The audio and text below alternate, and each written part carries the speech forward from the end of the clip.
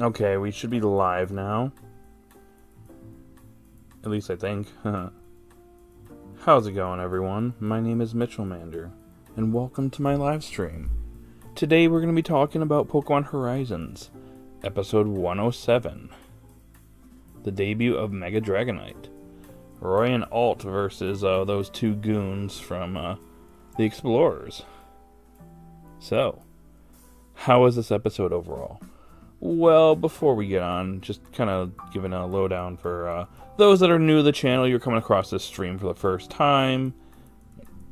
It'll probably be a really long video once it's obviously done, once we're done live. But pretty much what we do here is I usually give it about 5-10 minutes for people to show up. Then I do a brief summary of the episode, give the episode a rating, then I hand it over to the chat, and then we usually go on for about an hour, hour and a half. I think today we might just go for just an hour, possibly less, because it looks like they're doing Eternatus raids in Pokemon Go, so I don't want to take too much time away from people. So for anyone that's doing that today, so probably about an hour today. I also have some other stuff going on as well, so we'll probably shoot for an hour today. We'll see who's all here. But yeah, typically what we do here, and then of course the music you hear from the background, I have a link in the description for it. It's the Video Game Study Lounge by Game Chops. They pretty much lo-fi remixes of video game music, along with some originals sprinkled in here and there. You'll hear stuff from Pokemon. You'll hear stuff from Zelda, Mario, Final Fantasy, Chrono Trigger, Cross. Pretty much the biggest video game franchises or series that most of you are probably well aware of. It's probably going to be featured in the lo-fi remixes. It's cool stuff. Should check it out sometime. Now, anyways, let's see who's here. We have Sharon. I have my issues with this episode. Gotcha. Sup, Thomas? Hey, Mitch. Molly had a really good moment at the end of the episode. Yep, I'm actually going to be mentioning that in my summary. Overall, solid episode 8 out of 10. Harlster's here. Yo, what's up? Yo, yo. Yo, yo, yo. Once Pokefans here, we got a real party going, right? Am I right, or am I right, or am I right, or am I right, or am I right, or am I right, or am I right?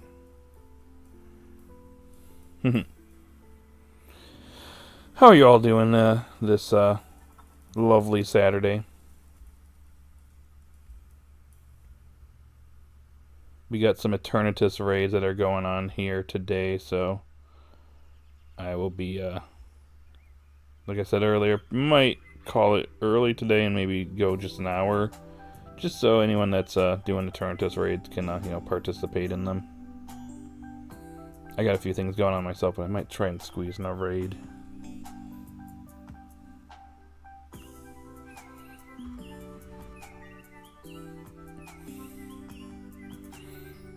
But yeah, how are you all doing today?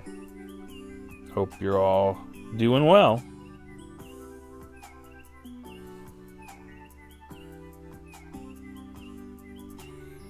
So they will give us the episode 109 title and summary next week, probably, considering we don't have any more episodes after that. Then we'll probably learn soon enough how many episodes we're getting in September.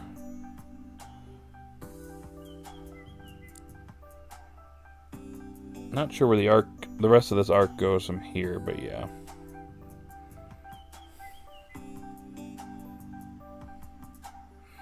Hi, Steven. Any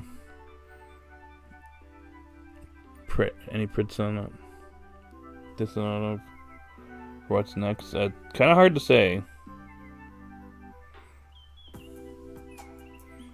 We just know about the flashback arc that's taking place in October, but we don't really know anything about anything beyond the Diana episode in September.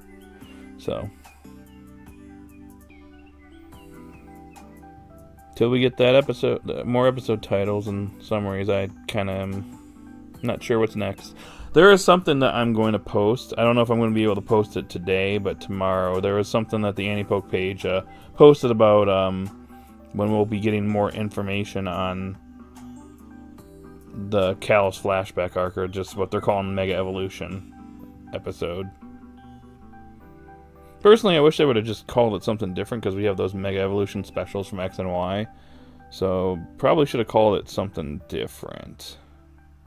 You know, the Kalos flashback arc or something. I don't know. Anything better than just, oh, Mega Evolution episode.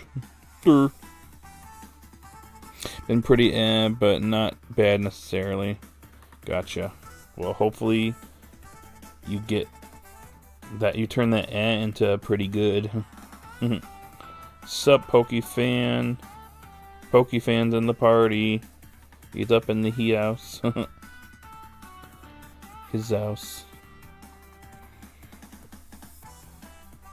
We were waiting for you.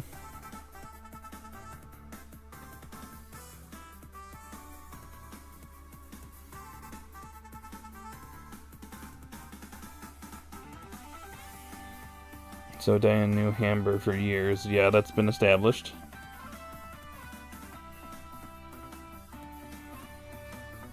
I'll give it just a little bit more, then I'll get started with my summary here. And I just noticed we've been going for about 6 minutes now.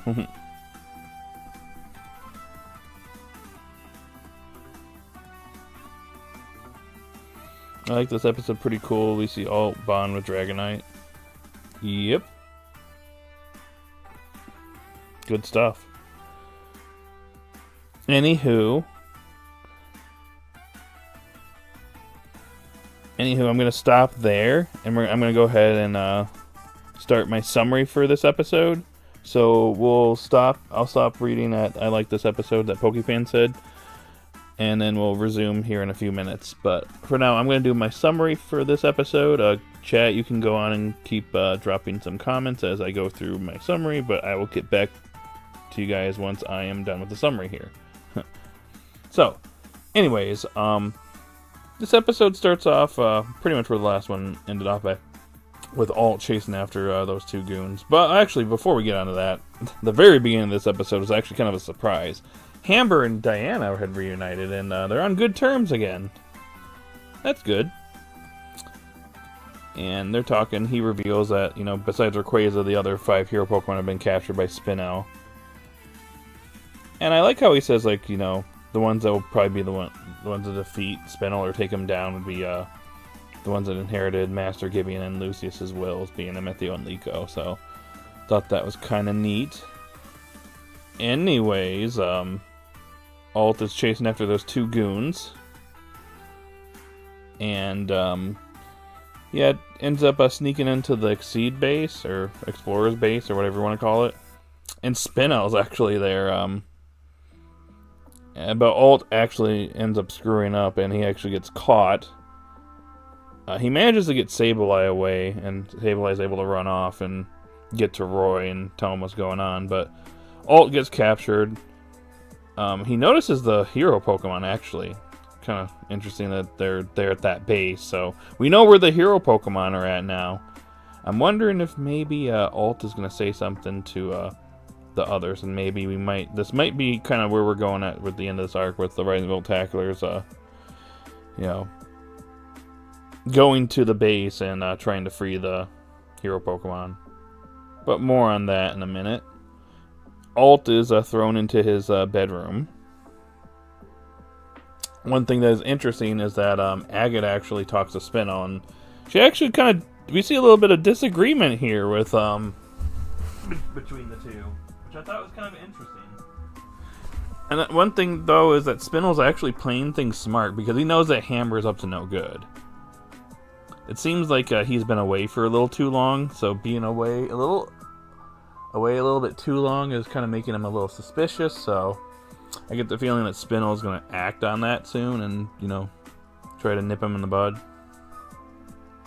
But he also notes that the Rising Voltaclers are exceeding, you know, previous data's expectations, so it's pretty clear that he's becoming a little concerned about their, you know, their growing power, or getting stronger. getting new Pokemon. Also, Ult is kind of thrown into the mix as well. They got a new member.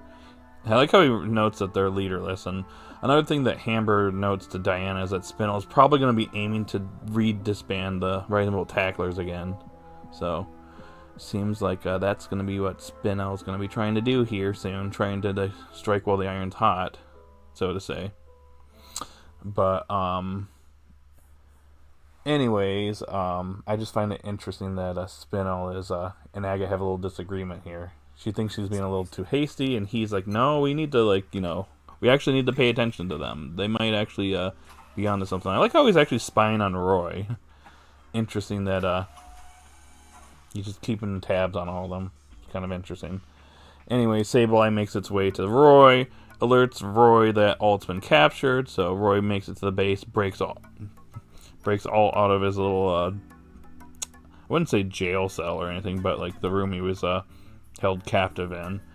They try to make their escape, but it looks like this was done to actually trap Roy and Ult. Figuring that one of the Rising Tacklers would come after Ult. This was all designed to be a trap, and it's actually kind of neat because we got the Duranitan from... Bleh, I can't speak! Duranitan from the previous week, the Pokemon that the two goons here. I can't remember their names, like Rubella and Indy or something like that. I think this is what their names are. Someone in the chat can probably correct me. But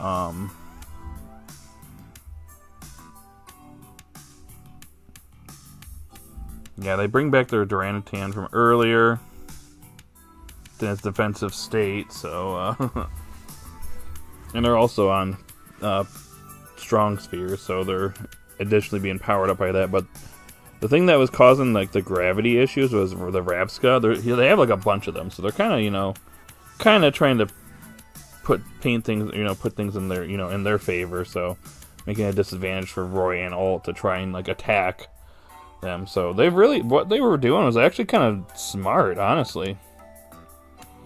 They basically were trying to keep them at bay, and it was pretty much working. One Duranitan was enhancing the other one, and literally, pretty much they were losing the entire time. The Rabsca were a problem, and they attempt to distract them enough for Captain Pikachu to try and take them out, but it's not quite enough, unfortunately. And yeah, like literally, they were getting ready to lose. Like Sableye couldn't do anything. Captain Pikachu could barely do anything. Lucario, Kilowattrel, Crocodile. No one was able to do anything. So it was looking like a hopeless situation. But Ult actually pulls out his Dust Ball and asks for help from Dragonite. And it turns out the reason why Dragonite is reluctant to come up with its ball is because, like, before Ult was very selfish, and he was only thinking for himself, being the strongest. But then he realizes that, like, he needs someone to protect. He wants to protect people. He now has a desire to protect people. We get a little flashback. It turns out that I was actually right here that Ult's Dust Ball, or the Dust Ball containing the Dragonite, was a hand-me-down. It was from his father, who actually basically said, Ult recalls that it basically said that this Pokemon will come out, when Ult, whenever Ult wants, has a desire to protect. It will come out and, help out, aid Ult in protecting others. So that's what happens. Ult's desire, like, he's gone from being very self-centered and selfish to kind of, growing a little bit here and realizing that, that there's someone that, there's people that he needs to protect. So, Dragonite responds to that, desire and comes out, but immediately is affected by gravity. But then, it actually is able to Mega Evolve here because, Keystone, and now we got the introduction of Mega Dragonite.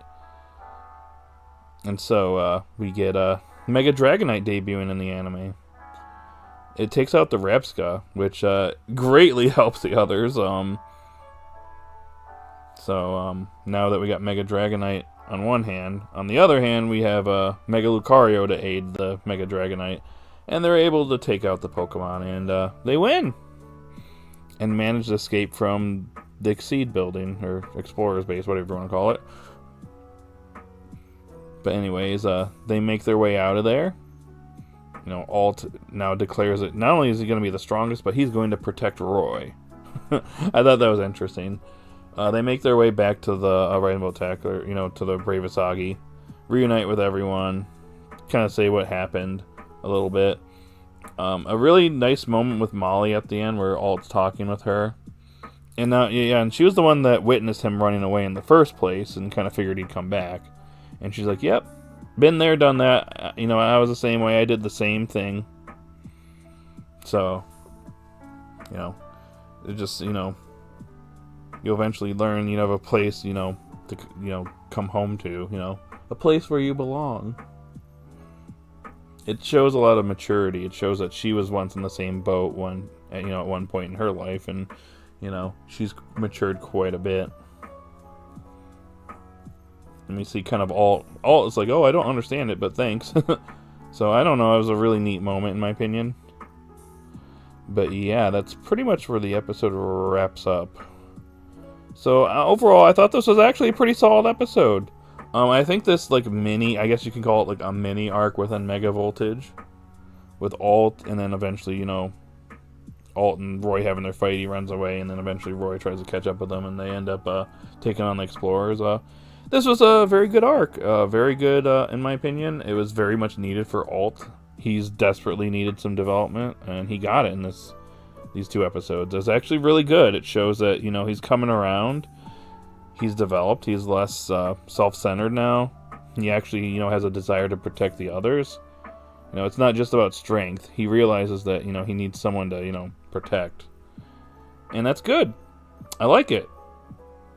You know. That's, you know, I was a little nervous going into this, but you know what? They did a good job with it, in my opinion. Mega Dragonite, it's kind of cool. I still think that it should have been another Pokemon in the Dust Ball, not just Dragonite. Still kind of random. But, oh well. Mega Dragonite, I'm still not the biggest fan of that design, but it looks fine in the anime, I suppose.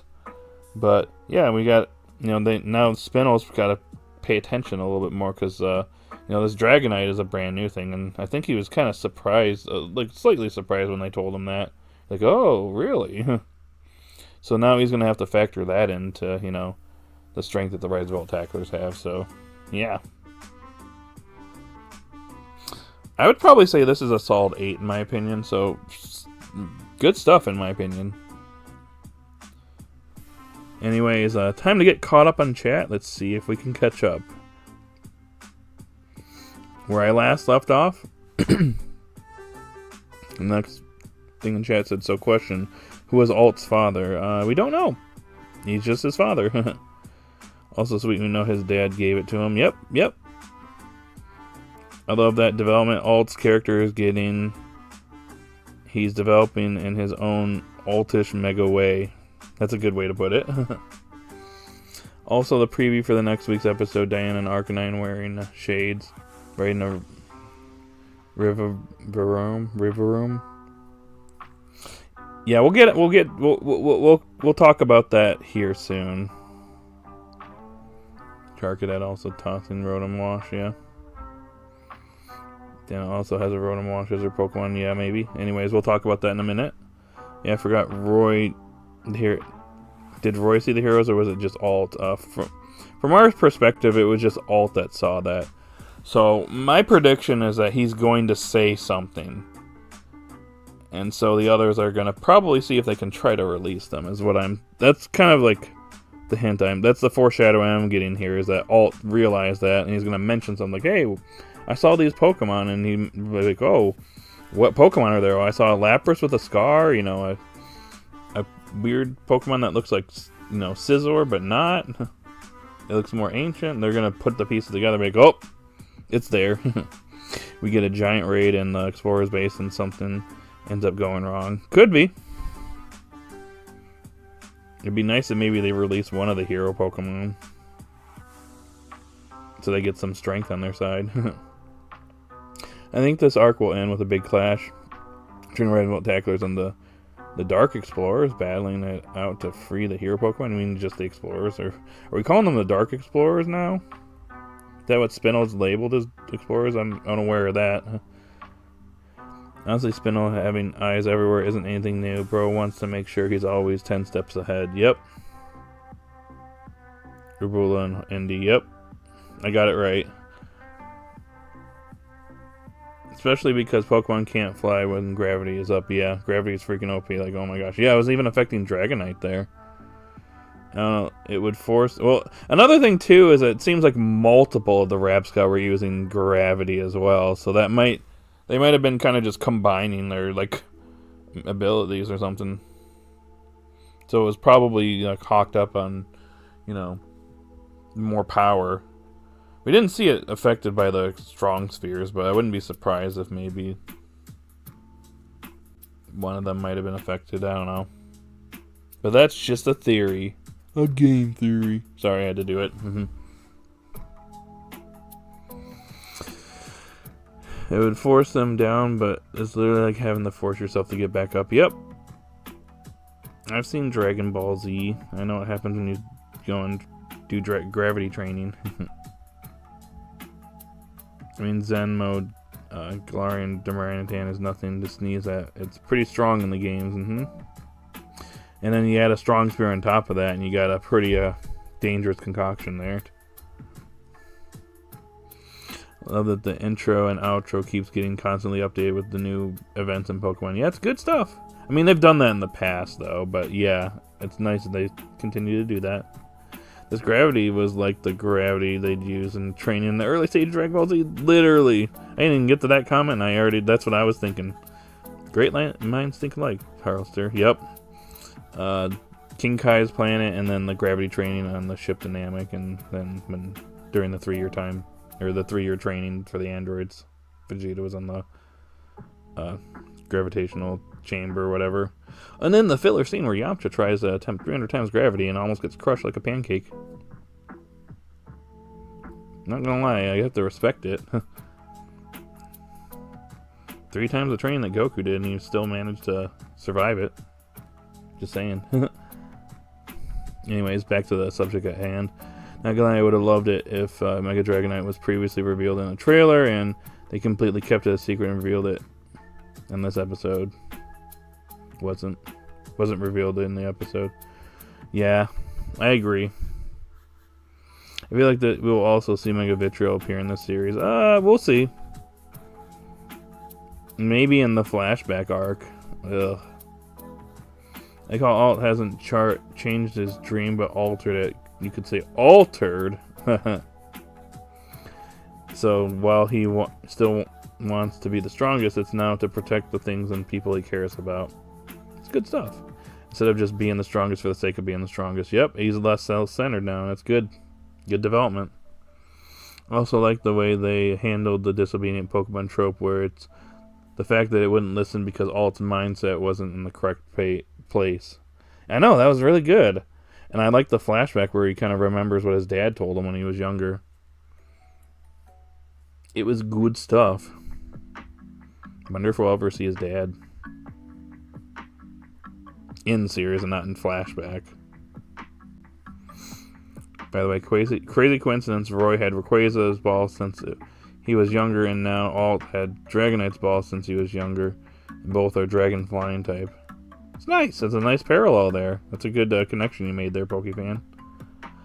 I'm glad Alt got development from being selfish and self-centered and wanting to protect others. Actually, Dragonite makes the most sense given the narrative context. Dragonite is a Pokemon that protects others like a guardian angel. Roy needed to become less self-centered, so it makes sense. I mean, Alt. I see what you mean. It's just like it was in a dust ball, so the expectation it was something, not something else, not a Dragonite. But I get what you said, Thomas. Rapscal was the support mon. Yep, they're just using gravity. Plus they were using the revival blessing to heal the Ramatan. Yeah, I was gonna say they took it out, took one of them out, and it just, it brought one back. So, yeah, it was complete. I forgot about that. It's a complete support mon. I mean, I feel like they were technically the Dark Explorers when Gibeon was in charge, just had originally good intentions. Spinel never did so. I guess Gibeon was the less Dark Explorers, right? I mean, I did not like that Kilowattrel still being done dirty, like it could not even land a single hit. I mean, to be fair, this was not really an episode for it to shine. Let's just be real. I get the complaint, but I'd say, like, when it comes to this episode specifically, I'm not too upset. I was gonna say Crocolar didn't really accomplish a whole lot either, but it tried a little bit here and there. But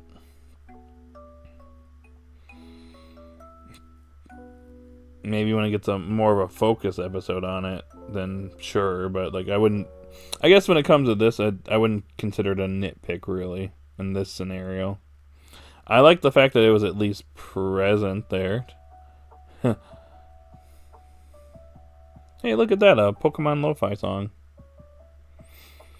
Hey, if Yamcha is good for anything, it's being good material, meme material, and also great punching bag. Yep.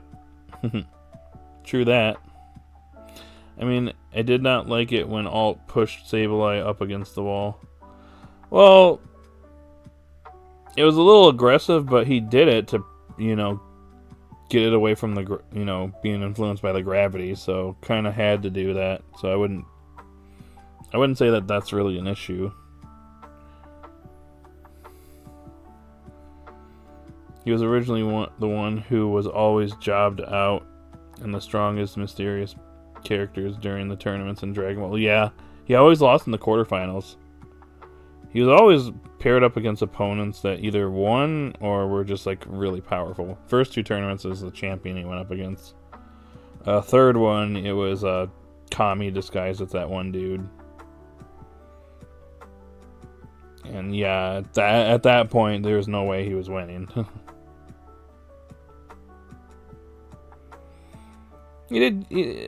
Granted, he did land an attack, which even Kami himself was like, "Wow, that was you took me by surprise there."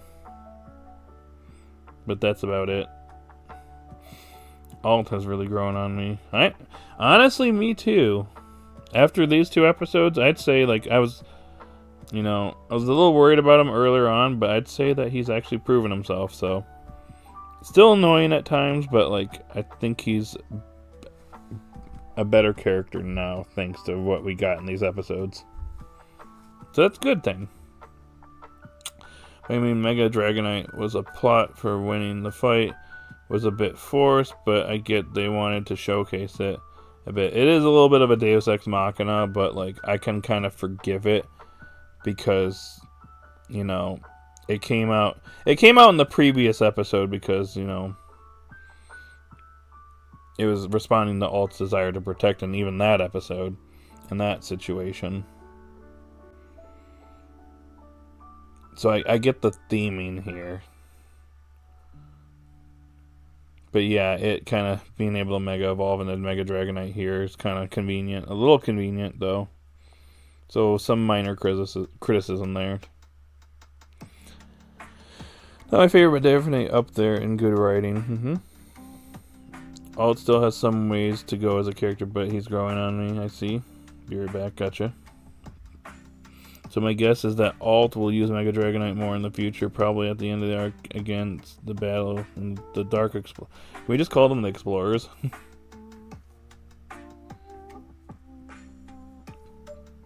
Or Spinel? Spinel's Explorers? I mean, Victreal is funny looking. Do seeing it in the anime will be something with it spitting poison everywhere. Oh boy.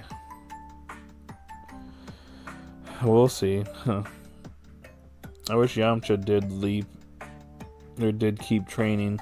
I feel like he could still be somewhat of a useful fighter even if he's on the weaker side, but you know what? I can respect him for using those talents to get that bag and to be a great baseball player. Yeah, at that point I was gonna say him being a baseball player is actually kind of neat.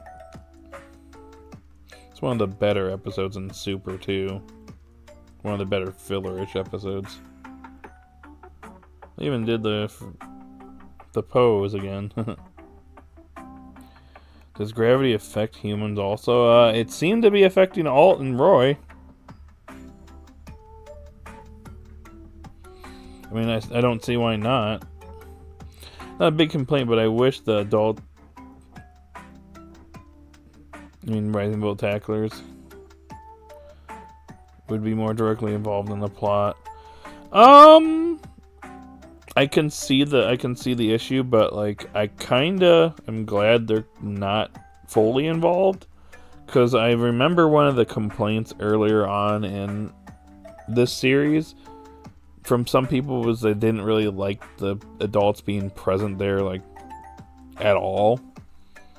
Just because Pokemon is a series about the kids, the main characters, and like the adults are kind of there in support, but they're not like there 24/7 kind of thing. Whereas in this series, they're hanging out on the ship, and the adults are there all the time. Obviously, this arc they had to bring them all back together. But I mean I get it. Like the only one that was really useful in battle is Freed, and the other ones aren't really adept at battling. We kind of learned that one earlier on. But I can see that. Like I do think they could contribute a little bit, especially when they're going up against the explorers.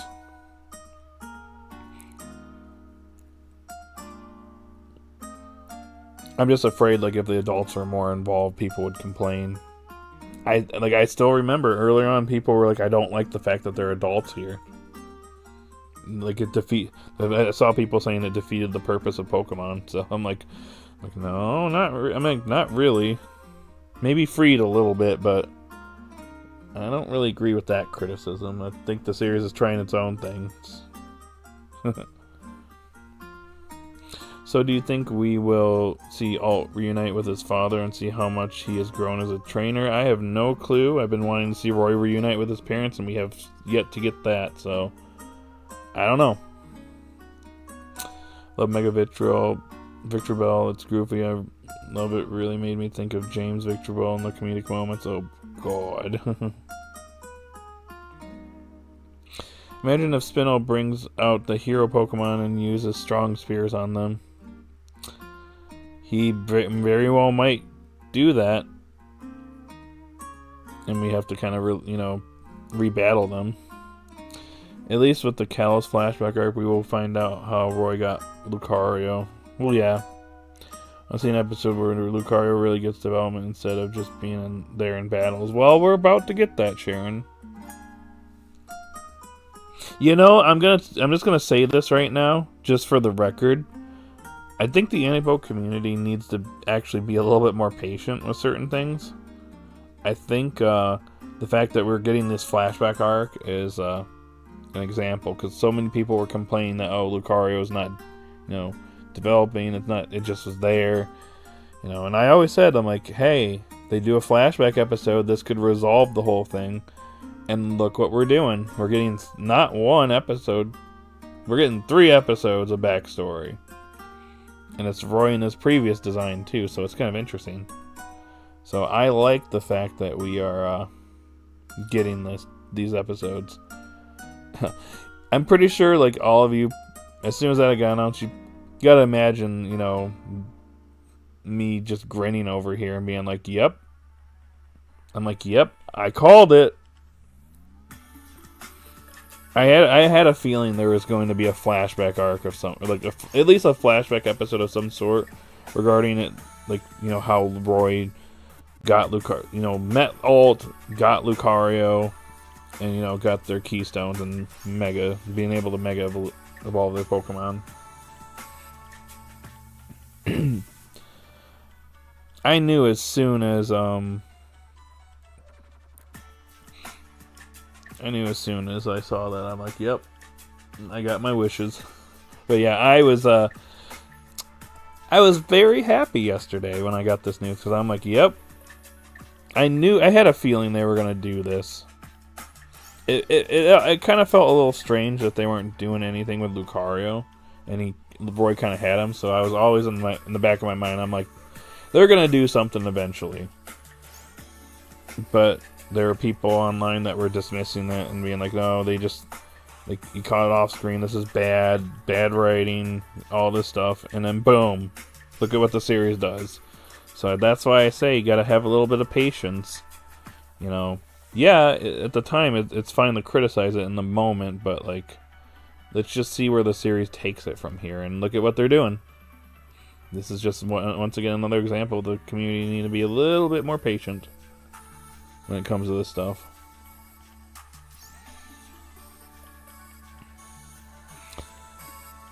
I do kind of want to see the adult rival attackers to be involved a little bit more, even if it's just battling Bolo and Indy, or maybe Orla sneaks in and tampers with machinery, or just cause some distractions for the kids to get that opening to thwart Spino.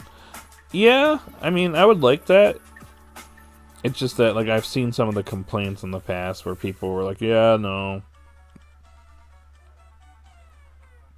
And see, the kids are the ones that are the main focus. The adults, you know, are there for support. But yeah.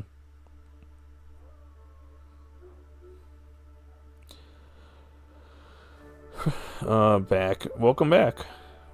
But even beyond the flashback arc, it will still need to get more development. Well, we'll see what happens, Sharon. Let's just wait until we get these flashback episodes. I think even with the flashback episodes, I'm going to be pretty satisfied.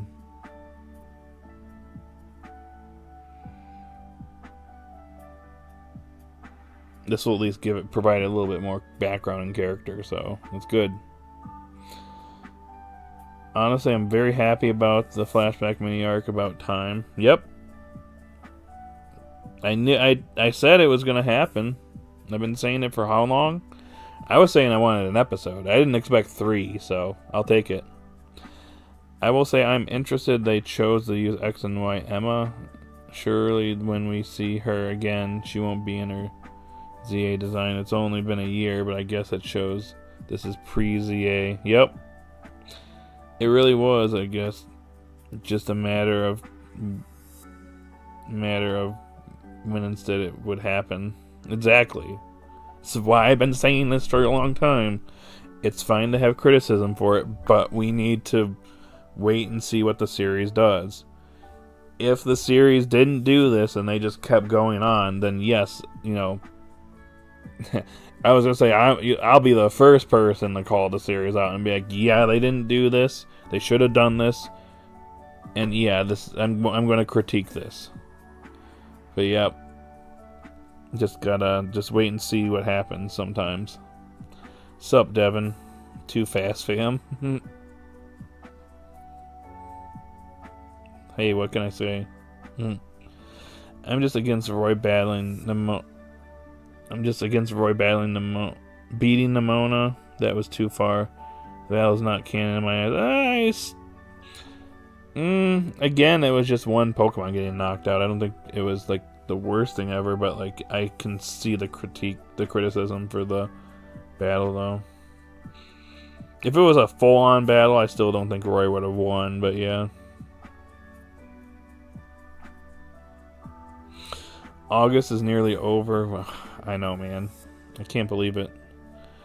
Then we just have September. Do you remember the 21st? Oh, God. Of September. And then it'll be flashback arc, and then it's like no time at all to wait. Yeah, my expectation is when this arc ends, we'll start off with those episodes, and then we'll go on to arc 6. Fully. I feel like, well, they're doing this flashback arc for like 2 reasons: to provide background on, you know, how Roy and Alt met, how he got Shiny Lucario, they got their Megastones, but it's also there to promote ZA. Let's just be real. The timing of it makes sense. The episode airs basically around the time the game comes out, so yeah. I mean, people were not happy about Roy beating Nimona. Yeah, again, it was just one Pokemon he took out, though. That was the rules for that battle. It wasn't. If it was a full-on battle, you know, Nimona still could have came back and, you know, won. If it was a full-on battle, I'm telling you, Roy would have probably lost. And he also did a year of training, okay? Let's not forget that. Along with having Mega Evolution on top of being able to terrestrialize his Pokemon. Anyways, so these flashback episodes will be in place of the usual episodes. Yes, they're airing on the days the episodes usually air. And we are going to get more information about these episodes. I haven't posted yet. I probably won't post it till tomorrow. But there's going to be specific dates to look out for information regarding these episodes.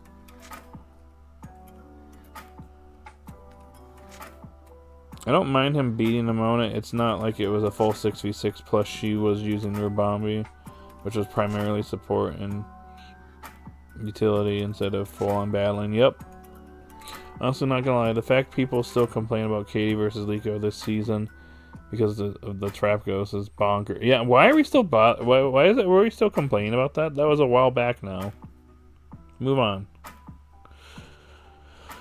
I think we should have a 2v2 battle with Alt and Roy, in which Roy uses Crocodile, Skeleturge, and Mega Lucario, and Alt uses Sableye, Mega Dragonite. Ooh. I do think that Dragonite's going to be a little bit of a problem for Roy, though. It's quite the strong Pokemon, so... yeah. Then the power of this thing is insane. Everyone was getting bodied, even Lucario, man, and if the trailers are anything to go on, Lucario was always built different, man. Oof. It's just that strong, okay? So Arc 6 will start in November and go on until May, June. I almost want to say this flashback arc can be considered part of it. It could even be like a prelude. Maybe Lucario will get a little bit focused in the next arc. Who knows? But my expectation is it will start properly following the conclusion of this arc, which could be, if there's an episode airing on Halloween, then sure.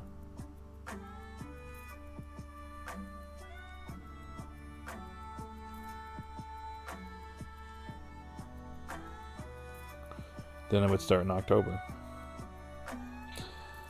Nimona is the strongest trainer in Paldea, plus Palma had a type advantage, plus Palma went down in like 2 hits, plus that was very badly animated. Like I will say it was badly animated.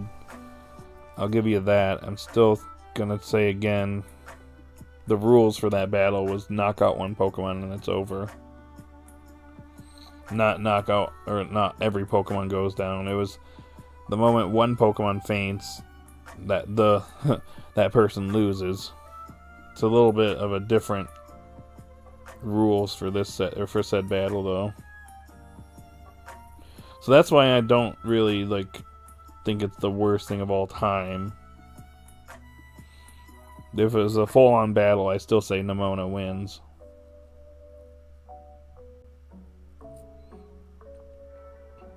I don't know either. Liko didn't even cheat. Katie chose Terrapagos to battle, and she brought the downfall onto herself, right? I'll say this, while battles aren't everything, I do at least hope that Alt's Dragonite is going to get a little more of a win streak and do good, unlike a certain other Dragonite. Yeah, we don't talk about that, Pokefan. And Dragonite is comparable to Cap. Poor guy. He definitely didn't rise after that bull tackle. Oof.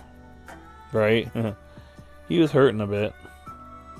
I would not mind it if Lucario lost a battle so it would want to train more. Maybe. Badly animated was fair, definitely. It was not like 2 hits, though. I feel like it's an exaggeration. I have to go back and kind of revisit that battle if that's the case. Because I kind of forgot most of it now at this point. I mean, Ash's Dragonite started out strong and became nerfed later in the series. How many Palma?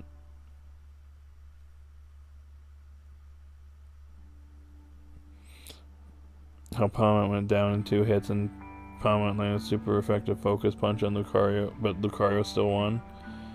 It's Pokemon anime logic. Oh, sorry about that. No, you're good, Pokefan.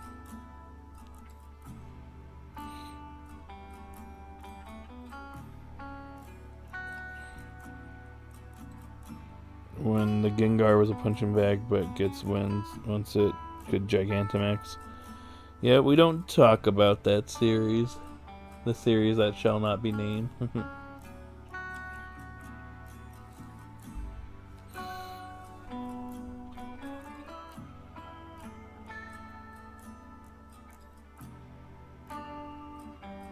Dragovich did not get a proper development episode. Yeah.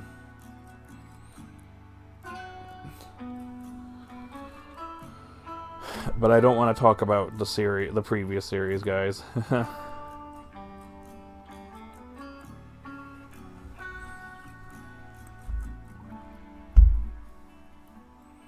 think the best thing to come out of this was Alt's dialogue after the episode. People say I only critique stuff which is wrong. I say positive stuff when they do good things.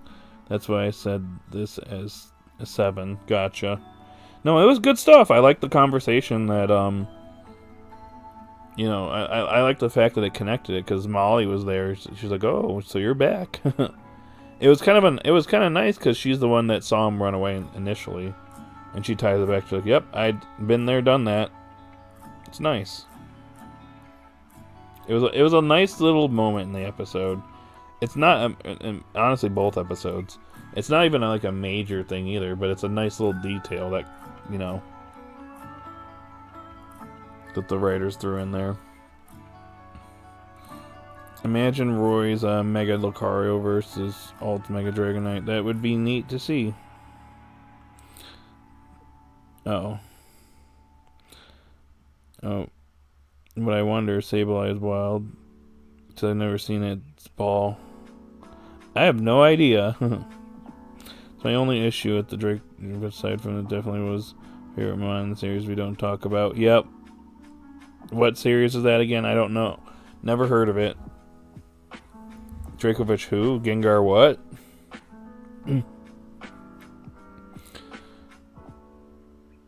Only has 3 moves. Well, we'll probably learn more moves here soon, Sharon. Dragon Pulse or Thunder Punch, okay. Anywho, guys, been going on for almost 50 minutes here. I just want to remind you guys, if you haven't already hit that like button, I would definitely appreciate it. We're at 7 likes. Can we get the 10 likes here, guys? Pretty please. With the cherry on top.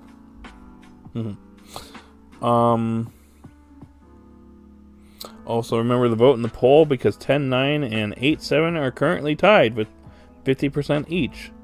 Nobody voted for any other category, so we might need a tiebreaker here. So go and vote in the poll. Pokemon, go to the poll. See what I did?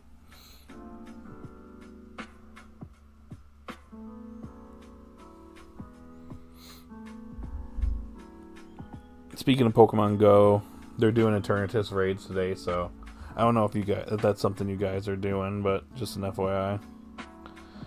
For you, I'll push it, but that dislike button is very appealing. Oh, good lord, Devin. Don't do it. Don't do it. Don't do it. It hurts me. I'll give it a 9. I thoroughly enjoyed it. Gotcha.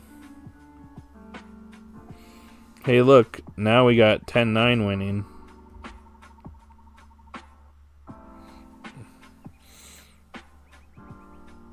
Y'all want to hear a funny hot take I just seen? Go ahead. Also, narrator for next week's episode preview, though. Yeah, speaking of that, let's talk about the next episode now, because that preview was funny. Not gonna lie. Diane comes back. They really made her look cool in that episode preview, which I thought was kind of funny. Dude, how'd she know where they're at? It's kind of funny, but like I do like the fact that Diana was in this episode and it connects to the next episode. It's kind of neat. I like it. The only way Roy B. and Nimona can make some sense is if the Pokemon Nimona used were not the ones she used to become champion, rather newly raised Pokemon. Gotcha. Diana comes back. Alon is a badly written character compared to Ult. Ult is way more developed and powerful, while Alon is hot trash and pointless in the X and Y narrative. What? Okay, first of all,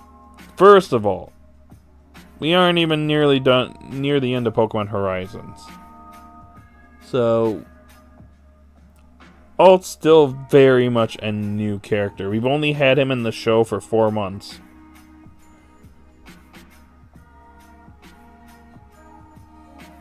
Okay? You know, and Ult just got some pretty good development here, which I will say is good for his character. He's still got a little ways to go, but this was good. However, you know, another thing to point out is that he is a main character, whereas like Alon was not a main character; he was a rival. Now, I have my issues with Alon. I do think that when it comes to like rivals, he is fleshed out quite a bit. You know, I don't like his inclusion in the Kalos League, and I don't want to get into a whole thing about this. I could actually make a whole video about like my problems with that league. But like, he had no interest in it, and until Ash mentioned, oh, there'll be strong trainers there. And what does he do? Power drives his way to the freaking league, destroys all the gym leaders, you know, and qualifies for the league in like record time, whereas, you know, it took Ash like, you know, a lot longer, and he was definitely, you know, the hard work, you know, and whereas Alon's a natural talent over here.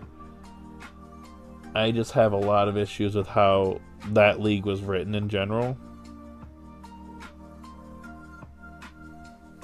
And there's a lot of writing problems there. Like I could go into a whole we could do like a whole stream where I kind of lay out the problems I have with that league. And kind of, in my opinion, kind of brings X and Y down when it comes to like my ranking for the series, but yeah. But like Alon, he kind of was a fully realized character. You know, he wasn't a main either, so he didn't appear all the time. It wasn't until like the league where he like appeared in like every episode consistently. But yeah, the Mega Evolution episode, you know, special episodes did, you know, a lot for his character. It kind of set him up for the series, so yeah. I wonder what the move Lucario used in the flashback arc preview where it just speed blitzes Crocodile and Sableye. I want to say there was close combat, but what if it was like extreme speed or something? That'd be interesting. Bro, that's definitely a hot take and a bad one at that. Yes, I agree. Why are these people... are we sure these guys aren't just trolling? Alon's Charizard was nerfed terribly in the series that shall not be named. Well, yeah, you just repeated yourself, Sharon. Only wanted Alon to in the league if he was going to finally take that loss to Ash. Yeah. Okay. I know I don't want to turn this into like a Kalos League rant, but like that's my problem. Like he power drove his way to the league and then won. And honestly, it felt very forced, if I'm being completely honest. That's my problem with it. Like I was fine with Alon up to that point, and he was already portrayed as a strong character, but like it just felt like he just power drove his way to the league. You know, Ash put up a really good fight against him, but ultimately he just loses. And while the arc that follows it is really good, it doesn't make up for the fact that the league had to be sacrificed for it. I will never forget August 18th, 2016. That is probably one of the most infamous days in the entire community. The entire community was in shambles. It was bad. And that was when TV Tokyo used to put the episode previews, up for the next episode. The next episode preview got so mass disliked, it was insane. It was 100 likes versus 30,000 dislikes or something wild. I took a screenshot a long time ago, but that was on my old PC. But I remember it being so insane. It was bad. If you were in the community back then, it was bad. Really, really bad. It was not a good day. People were not happy. But I don't think it completely ruined Alon as a character. I just don't like how things were implemented there.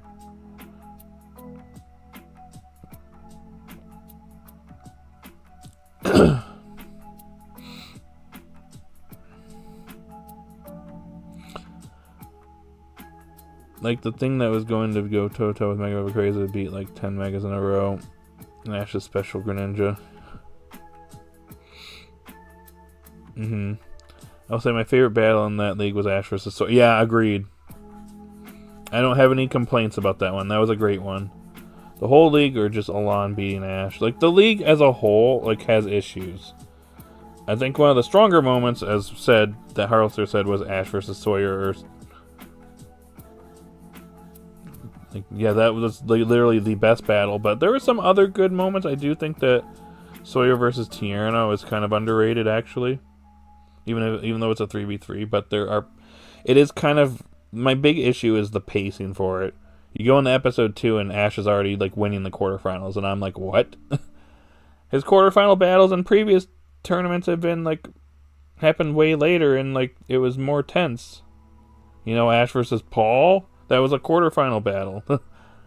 And in this league, he just beats a character from the movie, and it's at the very end of it. I don't know. There was a lot of, I could go on a whole thing about my problems with that league, but Ash vs. Sawyer, I have no problems with that. I do think that towards the end it gets a little bit rushed because there's double knockouts. That'd probably be my biggest critique for that battle. Is towards the end it kind of is okay, we got 2 episodes, we got to wrap this up. But yeah, to finally pay off that hard work beats natural talent, and for Ash to finally get that win. He wasn't able to get then. It was scarified for the Zygarde stuff. Yep. By the way, the hot take came from a certain individual because of course it did, and hilariously bad seeing others fight them. At this point, we'll just don't comment. Was it a certain Lucario person? Or not Lucario, Ludicolo? What episode in the X and Y series? Not off the top of my head, I don't remember. Someone could probably provide that for me. Trust me, I was there and I know how bad it was. And the Greninja lose happened at the end. Bruh, X, Y, and Z Ash just kept losing in one way, shape, or form towards the end of that series. Yeah, I wish I had that screenshot still, guys. It was insane. I could not believe it. People, the whole comment section was just, ooh, people were mad. It was still very much an infamous day. X1 moves when Ash lost and Lon. People did not like that. And see, the thing is, when he came back, I was actually excited. I'm like, dude, this is where we're going to see that rematch, and Ash is going to win. I'm like, this will be great. And then we proceeded to not let that happen, and then he gets dog walked by frickin' Leon. Because of course he does. Ugh, man. I don't hate Alon either. I like Alon too. It's just that I think he didn't need to be in the league the way he was. But Ash became champion in Alola and beat 3 of the strongest trainers, Cynthia, Steve, and Leon, and became the world champion. Well, sure, but I get that, but the journey to get there was not the smoothest. We'll just say that. I do like his I do like that he won the Alola League though. Alon's main role was to show what X and Y Ash could become if he became obsessed with power, just winning all the time, and pushed people away like he did with Serena after that was on a losing streak. That is a good point. Although Alon kind of came around himself and realized what he was doing was wrong. So that was good. Well, Alon was the Tobias of Kalos, and Diamond and Pearl Tobias swept the league with no character development in Kalos. They introduced another Tobias, but Alon got development. I still hate it, though. Well, that's the thing is, like, again, like, they actually...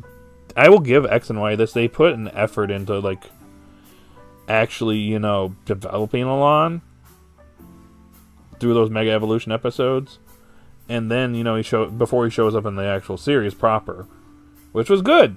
I like what they did there. That was actually a good thing. It's just that I just think he didn't need to win the league in the manner he did. But unlike Alon, Tobias came into the league. He was literally a walking plot device. He literally served the purpose of just, not letting Ash win that league. And then let's just be real. If Ash versus Paul was the finals, people would have went crazy back in the day. It would have been a great ending for that league, honestly. But nope, Tobias had to come in and just like have an OP team out of nowhere.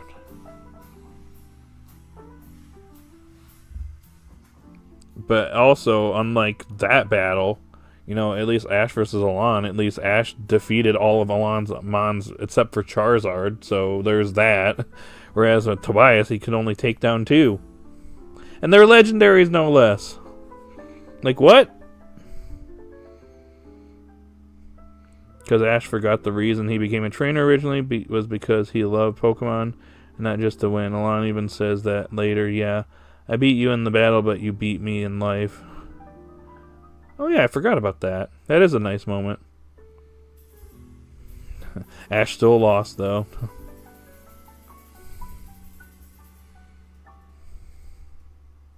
Anyways, about next week, I'm hyped for about more Charcadet training. Me too. I want to learn a new move. Ash versus Trevor. I want to puke. Nope, that battle was not... Oh yeah.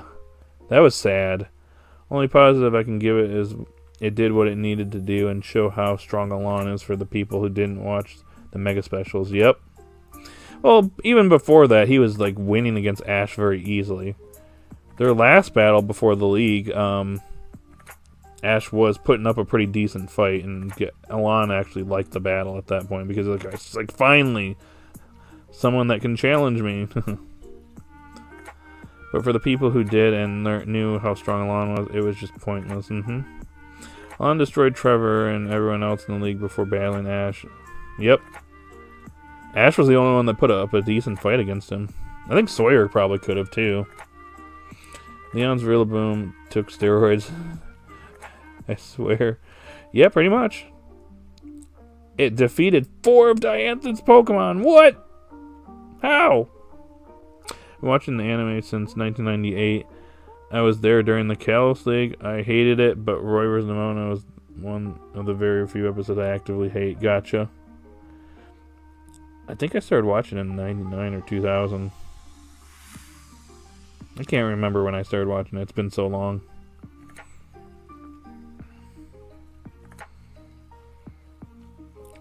Alon should have been replaced by Tobias, and just the sweep by Leon would have been 10 times more satisfying. Yeah. Although Leon was like the main point in the series, but yeah. I get you. As soon as we saw Ash and Greninja not reunite for one more battle during the Masters 8, I was starting to doubt whether Ash versus Alon would happen. But I kept hope. Shame on me. I just, like, as soon as I saw that, I'm like, dude, this is where they're gonna, like, redeem Ash's loss here, because he never beat Alon, not once. But instead of that, we get Alon losing to Leon, like, horribly. I mean, granted, he took out Rillaboom.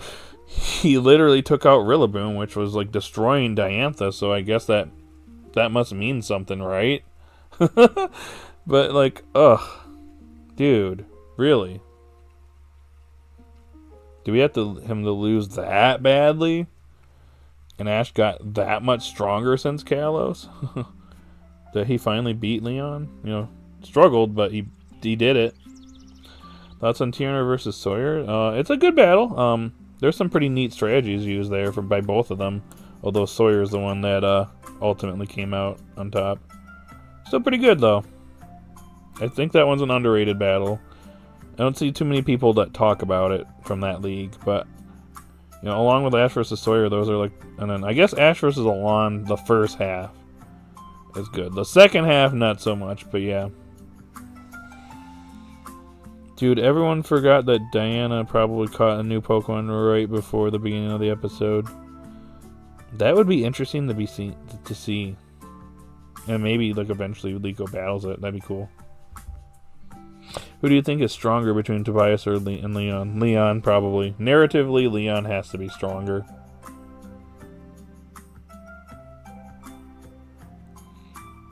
Tobias probably is going to give him a hard time, though. He has to, right? But he never came back. He was literally just showed up. He's like, "Hi, I'm the walking plot device. Okay, I'm going to go away and never come back again."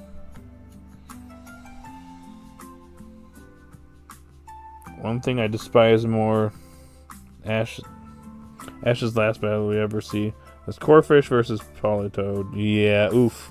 Oop. And he lost. Misty's a new champion.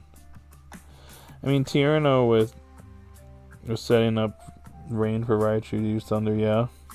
Also, Ludicolo with Swift Swim ability in the rain. See, that's why I like that battle. There was a lot of good, neat strategies used. It was implied that Diana caught a new Pokemon with Amber present. I guess we'll see. I guess we'll see what happens in the next episode then. You know, we went into that whole conversation there. It's been over an hour now.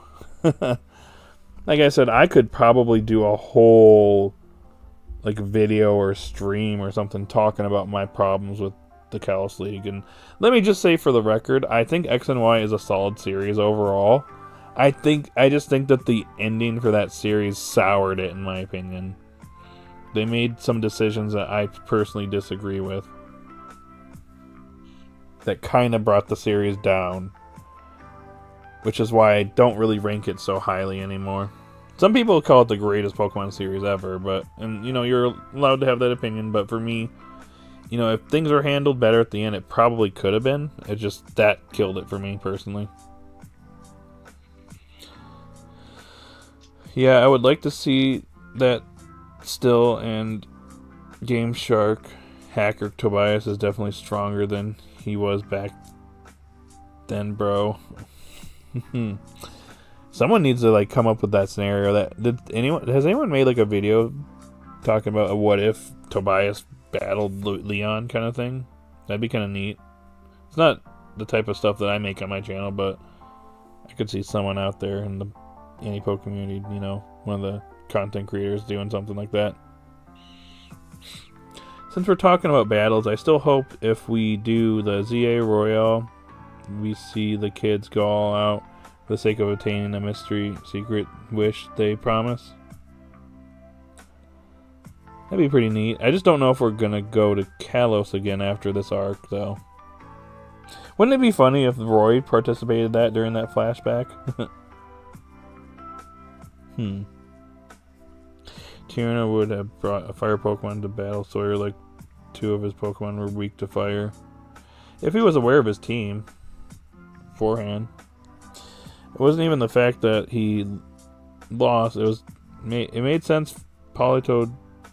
It made sense for Politoed to win, but that was the last battle we couldn't get a full-on battle at all for him, like using his ultimate team, as people call it, right?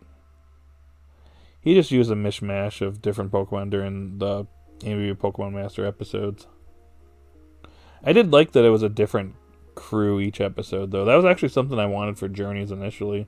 Oops! The series that shall not be named. That, and then when he caught Dragonite, I'm like, oh, well, that's over. It's Jover now. Oh boy.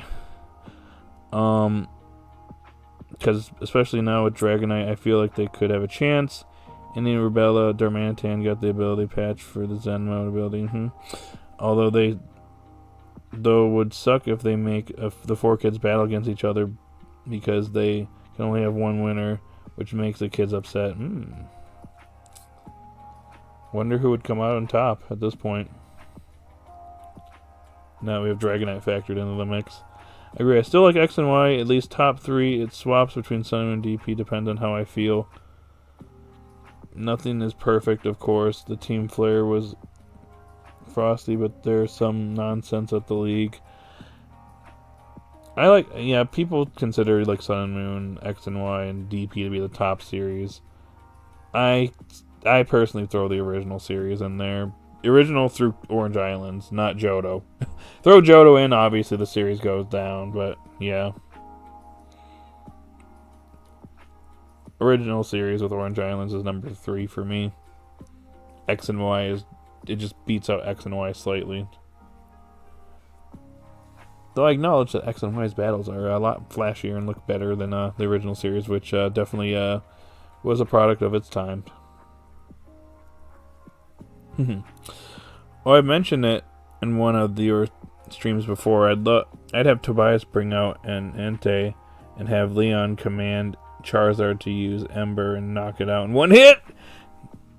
That would be funny. That would just be funny. I'd actually I'd laugh out loud in that moment. Honestly, did not like the X and Y series that much. Ash's character was very one note. There was a lot of contained filler in the first 100 episodes, and Serena is overrated in my opinion. Love the battles though.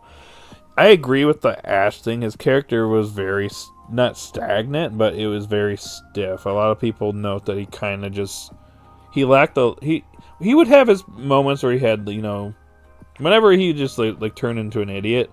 Whenever like Clement was like, the future is now thanks to science. He's like, science is so amazing. And he just becomes an idiot. That was probably the most personality he had in the series, to be real. But yeah. I will say that some of the filler in X and Y is bad. Just like some of it, some of it's good, but some of it is just like I watched the episode, I'm like, that was a waste of time. And some of the early X, Y, and Z episodes are not really that great either. So, and people are like, oh, X, Y, Z is the greatest series ever. And I'm like, dude, after that first episode, there's a bunch of meandering after that. Before you get to, like, the good stuff, That's just my opinion, I guess. Anyways, we're kind of getting way off topic. Also, Ash vs. Cameron, people say, is one of the anime's worst. Well, yeah, for good reason. That one, I think, is an insult to Ash as a character. They didn't need to, like, ruin him that bad. Oh my god, though. So, like, X and Y, but not as much as the other people. Me too. That's pretty much where I'm at now. Because whenever I see online, I just see people just talking about how great X and Y is and how bad Sun and Moon is. I'm like, did we watch this? Like, are we watching the series with our eyes closed? Sun and Moon is actually a really well-written series for the most part. It has its bad moments, but it's a very solid series if you actually like pay attention to the theming and stuff. But people are like, oh, Ash made a funny face. Sun and Moon bad.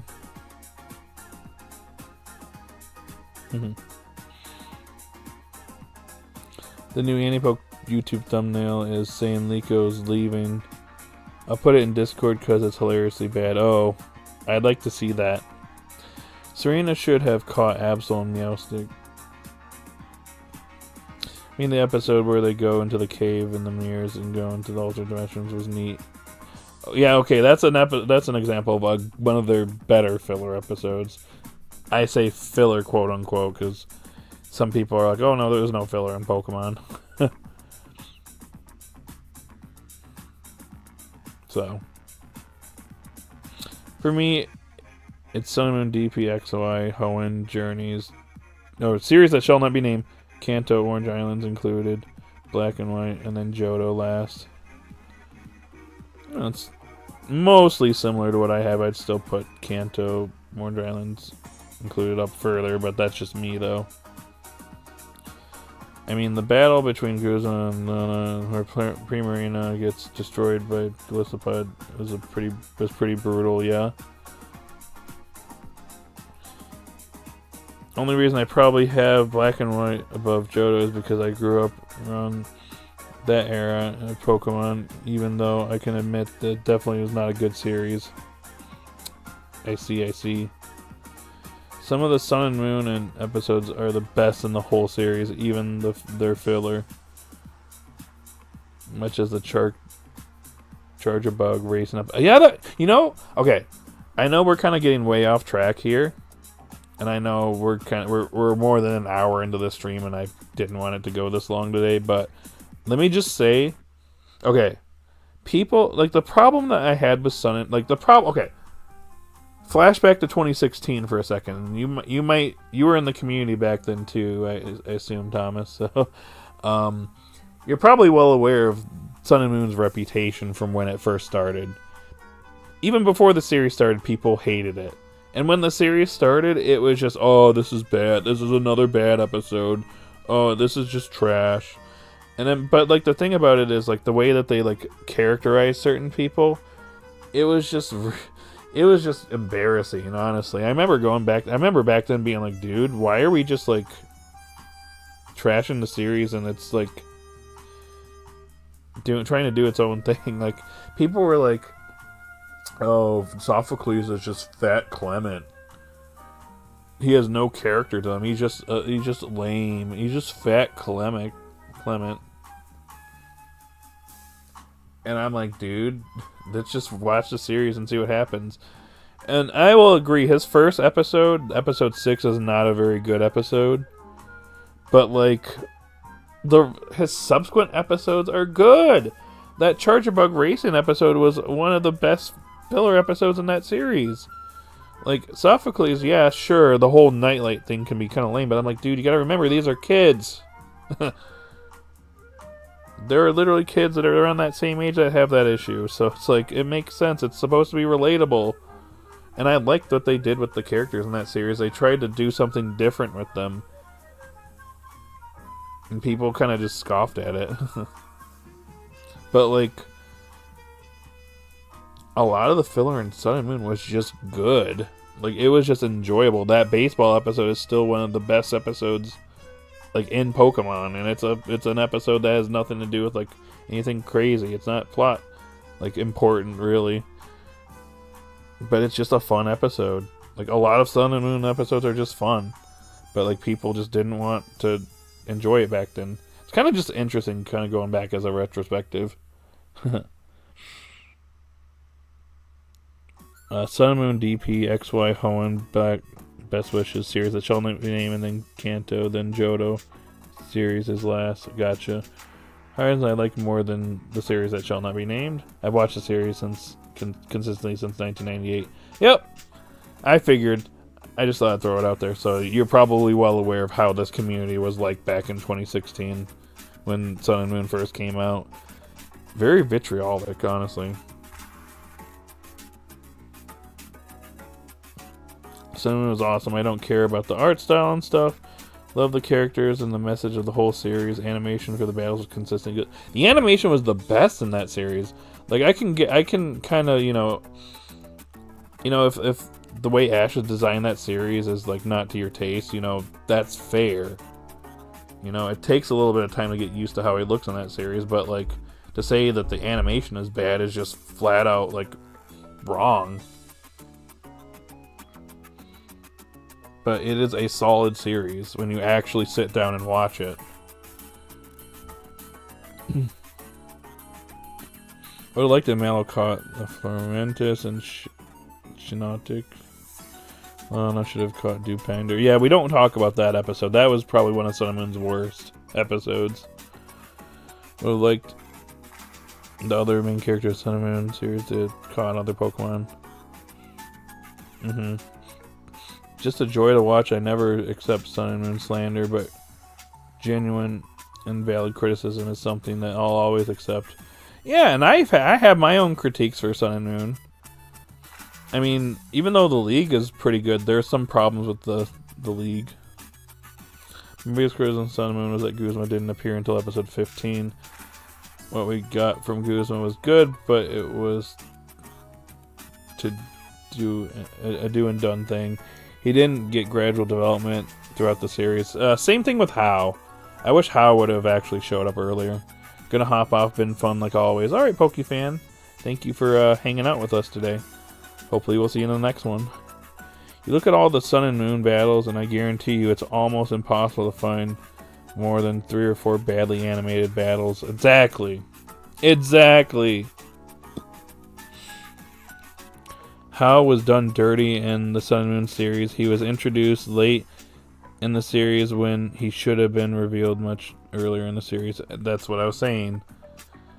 I think if they would have introduced him way sooner, things would have been a lot different. But yeah. Anyways, we've kind of gone way off of topic, but it's okay. I'll accept it. But hey, we're like well, more than an hour into the stream. Probably going to be ending things off here soon. So is there anything else you guys want to chit-chat about before we get on out of here? I will read whatever chat we have left before we kind of wrap things up. The league was far from being the best. Heck, it's safe to say it didn't get good until the later half of the league. Okay, so it's been some time. So when it comes to the league, okay.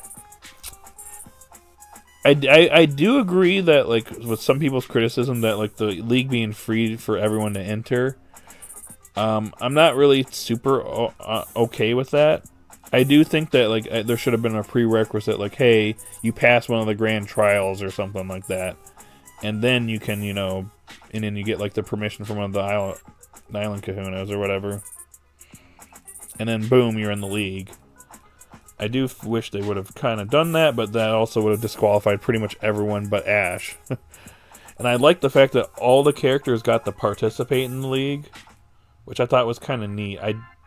One problem I have is that, like, I like the little battle that you had to do to get qualified for the league, where it's like, oh, you have like 150 trainers or something like that, 151 or something like that, or a nod to, the original 151, which I thought was neat. And it's like, oh, it's like a battle royale where, like, you get knocked out, you're not, obviously not participating in the league, but the final 16 qualify. I thought that was cool, but it is kind of convenient that, like, obviously all the characters made it, and I kind of wish, like, one of them got eliminated, honestly. Even though we did have some nice moments, like Mallow versus Lana was kind of a nice battle, but, like, I'm not a big fan of or what's her face, good lord, I forget what her name is, the Team Skull admin girl. I was not a big fan of her getting knocked out. I was wanting her to participate in the league. Didn't expect her to make it super far into the league, but at least qualify. And then what's his face? That one guy. Ah, crud! It's been a minute since I've watched Sun and Moon. Ilima, I think it was. Palmeria? Yes, her. I was hoping she'd qualify for the league. But, I know I'm kind of going back a little bit. Ilima, I believe is his name. I was kind of hoping that he'd go up against Ash, honestly. And he kind of got disrespected by Guzma. And obviously, yeah,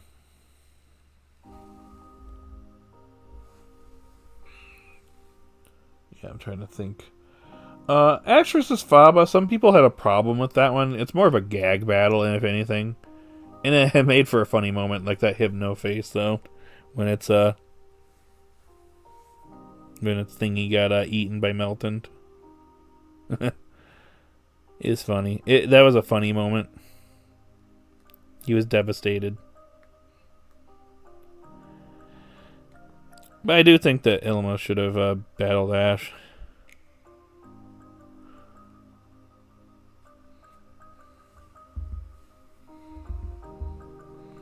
But, I mean, Ash vs. Hao is a very controversial battle in that league, and I do think that it could have been handled better. Rowlet being asleep is in character for it, so I don't have as big of a problem with that, but yeah.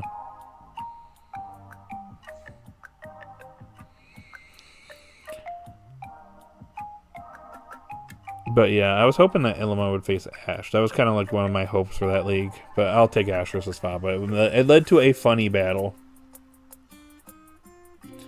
Kiawe's battles in that league were pretty good too. Kiawe versus Sophocles was a good battle. Lily versus her brother was not like a huge battle. I do wish there was a little bit more there, but it's fine. Mallow versus Lana's good. I'm trying to think what else was earlier on in that league. I think Sophocles. Yeah, Sophocles' first battle was kind of neat too. Didn't Kiawe go up against Acerella and win? That was cool. Jesse versus James was a funny one.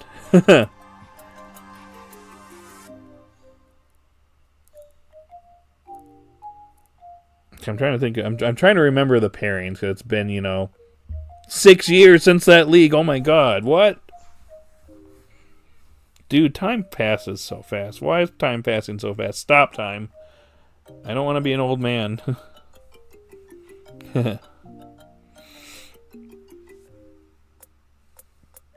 But I'm getting off track, but the main point is that James battled Gladion. Gotcha. I remember that now. Anyway, so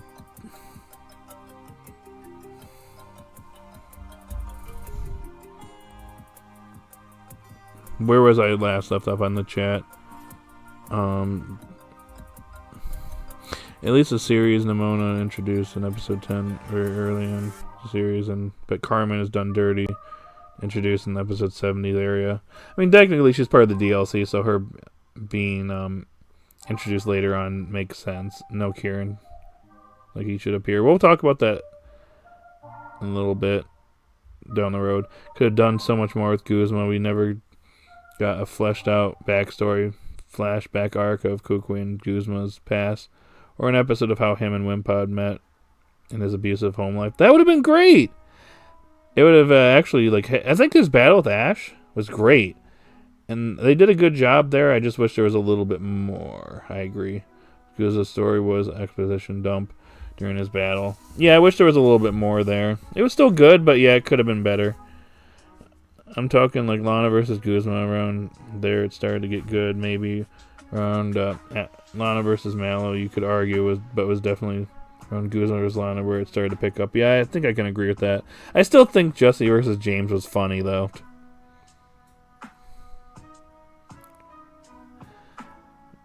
Use this battle, Plumeria. Yep. It would have been neat to see Elma use Smeargle, Eevee, and Mega Kangaskhan to battle Ash. Yep. I mean, Elma getting knocked out was pretty creative and good to get around Mega Evolution. James battled Gladion, yep. For the latter half, the only battles I sort of enjoyed was Guzma versus Elma, Ash versus Faba, Lana versus Mallow, and Jesse versus James. It was alright. The rest I didn't particularly care about. Gotcha. Mimikyu was one of Jesse's strongest Pokemon. What are your thoughts on this episode? I came late. Okay, really quick. I thought this was a pretty solid episode. Good alt development. Good for his character at this point in the series. Diana and Hamber's conversation at the beginning was kind of neat, leading into next week's episode. Nice strategies in the battle too, and I like how the explorers are thinking one step ahead. Spinel's got, had his little disagreement with Agate, which I thought was pretty interesting. And then, the Molly moment with alt was pretty good. So good stuff overall. 8 out of 10, in my opinion. I should have caught Wimpod. Yeah, would have been cool for his team. Gliscopod is my favorite Pokemon of all time. So Guzma's Gliscopod only getting a few appearances was disappointing. Yeah, would have been nice to have him a little bit more presence in the series. Anyways, guys, we've been going for about an hour and a half. I think we probably should start, getting towards the end here. Are we tied again? No, no. Someone voted 6-5. 10-9 is winning. So, do you guys have anything else before we wrap up today? Gliscopod could have been a powerhouse on Ash's team. Would have been nice. Anything else? Kind of veered way off topic. And I could actually make a stream so we can just do like a general discussion. I think that would be actually fun.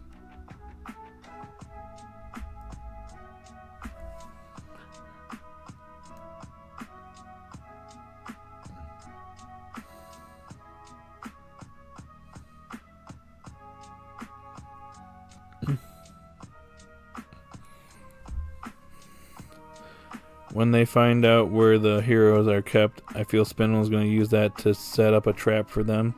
That's a good point. That way when they come back, they're better equipped to deal with all the Rise and Bolt tacklers. Because he wants to disband them, so yeah, that'd be something he's going to be trying to do. I have nothing else to say, gotcha. Hi, we have a new person here. Ocean. Hi, how are you? I'm doing pretty good. How are you? I would like a general discussion stream. Maybe we can do that, like next time Horizons is on break. Maybe we can just do like a stream where we just chill and just do like just talk about whatever. That'd be cool. I feel like he knows they're gonna find out about them soon and use that to try and crush them, since he knows they're gonna try to free them. That'd be neat.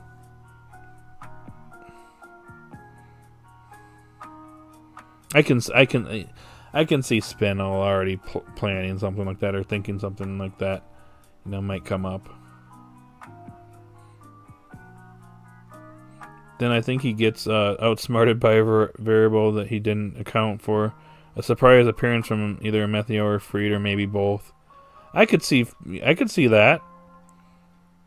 See, it's always the the variable that throws your theories off. That ruins everything. So I could see that coming up. Anyways, guys, I think we're gonna have to call it here, since I got some things to do. Plus, we got these Eternatus raids in Pokemon Go happening, so yeah. I think I'm going to call it here. It was neat seeing the frame where the 4 Pokemon attacking with backgrounds and matching their type. Yep. I can't believe that Dot has captured Gimmighoul in episode 106 or 105. I'm proud of her and thinks her mother also. Yeah, it was a good one. It's very much a surprise. Didn't expect her to catch it. Gotcha. But yeah, again, for the last time, if you guys have liked the stream, go ahead and hit that like button. We got 10 likes. Cool if we could get some more. And then vote in the poll. I'll give you another minute or two to vote. Then we're going to go ahead and kind of wrap things up here. Well, it's been fun. Hope everyone has a nice day or evening. Thanks for checking out the stream, Hollister. Thank you for hanging out with us today. It was fun like always. I'll be here next week. Gotcha. Bye, everyone. Catch you next time. Alright, see yous. Alright, with that said, I think we're going to wrap things up here. So I'm going to end the poll. Someone said lower than 5. Interesting. Guess I didn't really like this episode. But 10-9 wins the poll. So I guess we'll give this episode a 9. Sound good, everyone? Sounds good to me. Anyways, that's all I got for today's stream. So if you're still here, thank you so much for joining me today. Hope you have a great day or night wherever you're at. And I'll see you all later. Bye now.